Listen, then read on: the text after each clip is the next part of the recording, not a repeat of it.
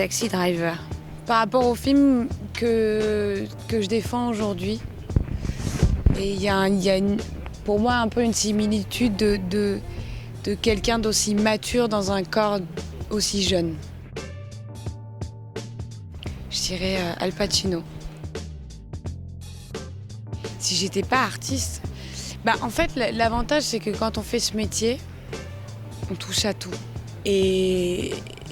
Et c'est vrai qu'on apprend plein de métiers différents. Donc c'est un peu... je ferai plein de métiers différents, je crois. Je crois que quand... Enfin, il y a une partie de moi qui me dit que le fait d'être sur un plateau me rend tellement heureuse que je pense que je arriverai à trouver un autre métier sur un plateau.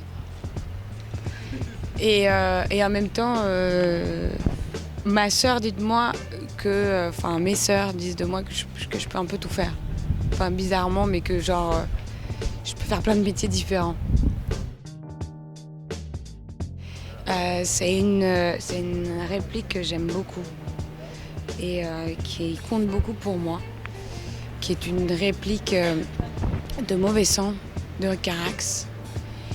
Et si je crois ne pas me tromper, c'est il faut nourrir ses yeux pour les rêves la nuit. Ça, je sais pas. Je suis pas quelqu'un de très romantique. Alors ça serait un peu un baiser qui me ferait rire, un baiser maladroit. Et là, tout de suite, maintenant, j'en ai pas un qui me vient à l'esprit. En tout cas, ça serait une scène de baston, pas forcément grandiose et spectaculaire, plus réelle. Si je dis ça, c'est parce que quand je tourne, j'ai vachement peur des trucs un peu chiqués, des trucs qui font faux. Et donc, moi, les scènes de baston que j'aime bien au cinéma, c'est des scènes de baston sans beaucoup d'artifice. D'un seul coup, tout va très vite. Et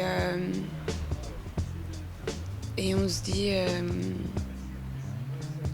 enfin, voilà, on n'est pas là à se dire est-ce que le couteau est vrai, est-ce que le couteau est faux, est-ce que...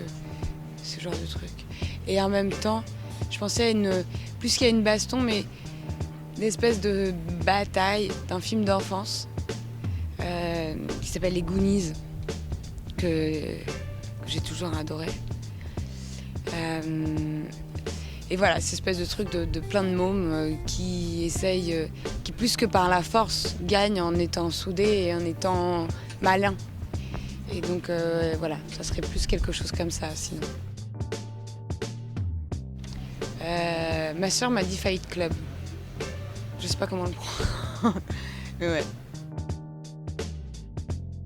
Deauville.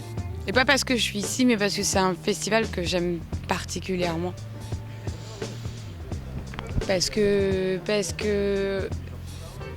le fait qu'il n'y ait pas de pression tant que ça, d'enjeux économiques, même si bon, c'est extraordinaire, il y a des films, que ce soit la version américaine ou la version asiatique du festival, il y a des films qui ont la grande chance de trouver des distributeurs grâce à ces festivals.